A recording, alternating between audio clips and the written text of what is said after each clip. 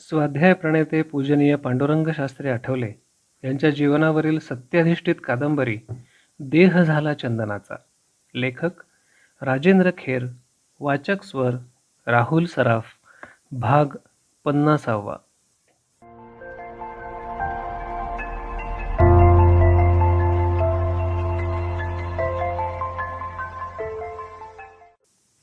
मनातल्या मनात पांडुरंग शास्त्री म्हणत होते, 4 आण्यांचं तत्त्वज्ञान नाही यांचं, आणि आमचं बंध्या रुपयाचं तत्त्वज्ञान सखोल जाणून घ्यायची वृत्ती नाही. विकृत दृष्टीनंच आमच्या तत्त्वज्ञानाकडे बघायचं, चुकीचा चष्मा वापरायचा, मग सरळ दिसेल कसं? याप्रमाणे मनात विचार चालू असतानाच त्यांनी सहजगत्या मागे वळून पाहिलं. मागून एक ट्राम येताना त्यांना दिसली. चटकन त्यांनी ट्राम पकडली आणि ते घरच्या वाटेला लागले. ते घरी येऊन पोहोचले तेव्हा वेगळाच प्रसंग उभा राहिला होता. पांडुरंग शास्त्री घरी येऊन पोहोचले तेव्हा घरची मंडळी चिंताग्रस्त होऊन बसलेली त्यांना दिसली. काय झालं? आत गेल्याबरोबर पांडुरंग शास्त्रींनी पृच्छा केली होती. त्यांच्या मातोश्री पार्वतीबाई म्हणाल्या, औषध घेत नाहीत हे, यापुढे औषध घेणार नाही म्हणतात. का? पार्वतीबाईंनी त्यांना पुढच्या गॅलरीत नेलं आणि हळू आवाजात त्या पुटपुटल्या, औषधाला फार पैसे पडतात म्हणून. कुणी सांगितलं त्यांना पैशाबद्दल? मी आणि तुझा मामा दुपारी बोलत बसलो होतो यांच्याशी. तेव्हा नकळत आम्ही औषधाच्या किमतीबद्दल बोलून गेलो. ते औषध खरोखरच किमती होतं. काही दिवसांपूर्वी पांडुरंग शास्त्रींचे स्नेही नंदलालभाई भूता यांनी एका वैद्याला धरून आणलं होतं. वैद्याचं नाव होतं शिवकुमार शर्मा. त्या वैद्यानं तात्यांना रीतसर तपासलं होतं आणि त्यांना सुवर्णमौक्तिक रसायन घ्यायला लावलं होतं. या औषधाच्या एका डोसाची किंमत 25 रुपये एवढी भारी होती. मध्यमवर्गीयांच्या आवाक्याबाहेरची होती. त्यात आठवले कुटुंबाची आर्थिक परिस्थिती अगदीच जेमतेम होती. परंतु तात्यांच्या प्रकृतीचं मोल पांडुरंग शास्त्रींच्या दृष्टीनं लाख मोलाचं होतं. प्रसंगी अर्धपोटी राहून तात्यांना औषध उपलब्ध करून देण्याची त्यांची सिद्धता होती. म्हणूनच त्यांनी सुवर्णमौक्तिक रसायनाचे डोस तात्यांसाठी आणले होते. परंतु आता त्या डोसांची भारी किंमत समजल्यामुळे तात्यांनी ते औषध घेण्याचं नाकारलं होतं. ती धक्कादायक वार्ता ऐकून पांडुरंग शास्त्री अतिशय संतप्त झाले. त्याचबरोबर त्यांचं मन भीतीने ग्रासून गेलं. घरात जाता जाता ते संतापाच्या भरात पुटले, किमतीबद्दल सांगायचं काही अडलं होतं का? ठीक आहे, मी बघतो आता काय करायचं ते. लगबगीनं ते आत गेले. स्वयंपाकघरात असलेल्या स्नानगृहात जाऊन त्यांनी हातपाय धुतले, मुखमार्जन केलं. मनात तेव्हा म्हणत होते, देवा, अशा बिकट प्रसंगांमधून बाहेर पडण्यासाठी मला धैर्य दे, धैर्य दे. स्वयंपाकघरातून ते पुन्हा बाहेरच्या खोलीत आले. घरातल्या सर्वांना त्यांनी बाहेर जायला सांगितलं. मग ते तात्यांच्या जवळ जाऊन बसले. तात्या तेव्हा पलंगावर आपला एक पाय पसरून बसले होते. पांडुरंग शास्त्रींनी नेहमीप्रमाणे त्यांचा पाय चेपायला सुरुवात केली. तात्यांचा सुकुमार, मऊ आणि कोमल पाय चेपताना पांडुरंग शास्त्रींचं मनही कोमल बनलं होतं. एरवी कठोर असणाऱ्या त्यांच्या अंतःकरणात मायेचं पाणी खळाळलं होतं. एक पाय चेपून झाल्यानंतर त्यांनी दुसरा पाय चेपायला सुरुवात केली. तो पाय लगेच चेपून झाला.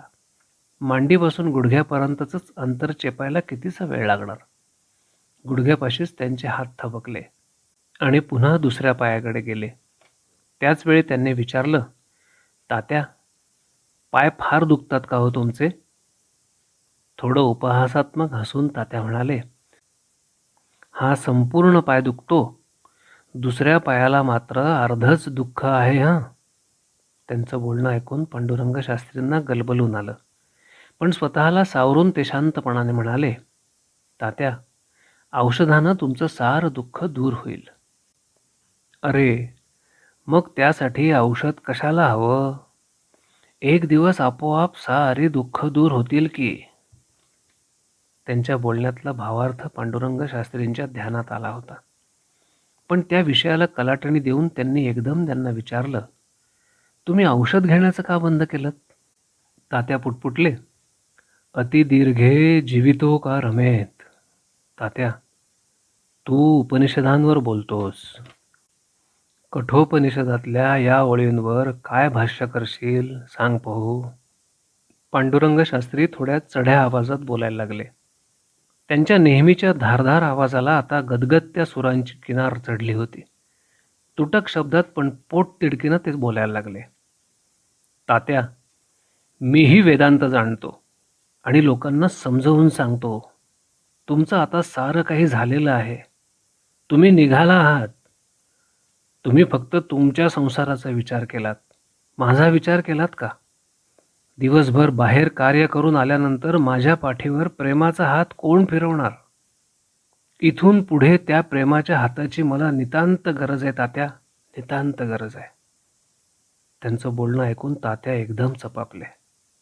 पांडुरंग शास्त्रींच्या पाठीवरून मोठ्या प्रेमानं हात फिरवीत ते म्हणाले, अरे आण माझी औषधाची बाटली. पांडुरंग शास्त्रींनी मोठ्या समाधानानं त्यांच्याकडे बघितलं. त्यांच्या नेत्रात चमक आली होती, तर तात्यांच्या नेत्रात आश्वासकता दाटली होती. पायानं अधू झालेल्या तात्यांचा प्रेमाचा हात आपल्या भावी आयुष्यात पाय रोवून उभं राहायला शक्ती देईल याची जाणीव पांडुरंग शास्त्रींना झाली. त्यांनी तेव्हाच म्हटलं, तात्या, मला पुढे फार मोठं कार्य करायचं आहे. तुम्हाला माहिती आहे, माझ्या हातून मोठं कार्य घडायचं आहे. त्यासाठी तुमच्या आशीर्वादाचं पाठबळ मला निश्चितच उपयोगी पडणार आहे. म्हणून आता मनात कोणताही विचार न आणता नियमितपणानं औषध घ्यायचं. तुमचा हा पांडुरंग वाटेल त्या परिस्थितीला बिनबुभाट तोंड द्यायला समर्थ आहे. माझ्यावर विश्वास आहे ना? फार मोठा विश्वास आहे बाळा. तुझी सारी जीवन पद्धती बघूनच मी कृतकृत्य होऊन गेलोय. आयुष्यात मी पूर्ण समाधानी आहे. त्याच समाधानात डोकं टेकावं असं मला वाटत होतं. पण तू म्हणतोस ते योग्य आहे. तुझ्या पाठीवर माझ्याशिवाय हात फिरवणार तरी कोण? आण ती औषधाची बाटली आण. पांडुरंग शास्त्री जागचे उठले. बाहेर गॅलरीत गेलेल्या सर्वांना त्यांनी घरात बोलवलं आणि सर्वांसमक्ष तात्यांना औषध दिलं. तात्यांनी ते मोठ्या समाधानानं घेतलं. दिवसभर जे कुणाला जमलं नव्हतं ते थोडक्या वेळात पांडुरंग शास्त्रींनी साध्य करून दाखवलं होतं. त्याबद्दल सर्वांनाच आश्चर्य वाटत राहिलं. एका दिवसाचा रोह्याचा मुक्काम आटपून पांडुरंग शास्त्री मुंबईला परतले आणि घरी न जाता तडक पाठशाळेत निघाले. बस पकडण्यासाठी ते बसस्टॉपवर आले. पाठशाळेची वेळ 7 वाजताची होती. 7 वाजायला अजून बराच अवधी होता. परंतु घरी जाऊन मग ते पाठशाळेत गेले असते तर कदाचित उशीर झाला असता. म्हणून ते थेट पाठशाळेत निघाले होते. दिवस तेव्हा मावळतीकडे झुकला होता. सरकारी आणि खाजगी कार्यालयं सुटली होती. लोक घरच्या वाटेला लागले होते. ट्राममधून आणि बसमधून परतीच्या प्रवाशांची गर्दी वाढली होती. बसच्या प्रतीक्षेत पांडुरंग शास्त्री स्टॉपवर उभे होते. एवढ्यात देशमुख त्यांना सामोरे आले. पांडुरंग शास्त्रींनी आश्चर्याने विचारलं, आता इकडे कुठे? घरी निघालोय. आमच्या ब्रेन ट्रस्टमध्येच गेलो होतो. तुम्ही आला नाहीत बरेच दिवसात आमच्याकडे. आमच्या कार्यात दिवसेंदिवस गुंतत चाललोय, त्यामुळे यायला जमलं नाही. आणि तुम्हाला प्रॅक्टिकल करून दाखवायचं आहे ना, असं म्हणून पांडुरंग शास्त्री मिश्किलपणानं हसले. देशमुख लगोलाग म्हणाले, प्रॅक्टिकल दाखवाल तेव्हा दाखवाल हो, पण आमच्याकडून मात्र शब्द पाळला गेलाय.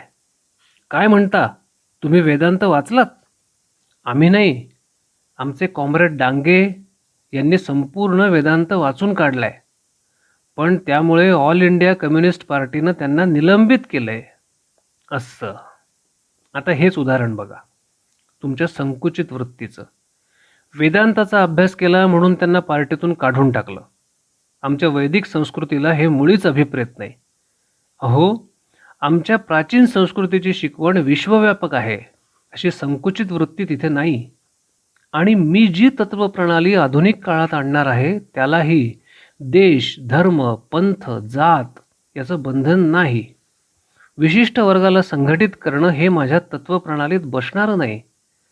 तर जगातला कुठलाही माणूस त्यात विनासायास सामावला जाऊ शकेल असा विश्वपरिवार करण्याचा माझा मानस आहे. आणि त्याला संघटनेचं रूप न देता कुटुंबाचं स्वरूप मी देणार आहे. हे माझं प्रॅक्टिकल जर यशस्वी झालं तर माणसामाणसातील सर्व प्रकारचे तणाव दूर होऊन प्रत्येकजण एकदिलानं आणि प्रेमानं या पृथ्वीवर राहील. देशमुख हसत म्हणाले, तुमचं हे प्रॅक्टिकल अवघड वाटतंय मला. अहो, गांधीजींना किंवा जनमानसावर पकड असणाऱ्या तशा अन्य नेत्यांनाही ते जमलं नाही. ठीक आहे, तुम्हाला मी फक्त शुभेच्छा देतो. एवढ्यात बस आली. देशमुखांचा निरोप घेऊन पांडुरंग शास्त्री झटपट बसमध्ये शिरले.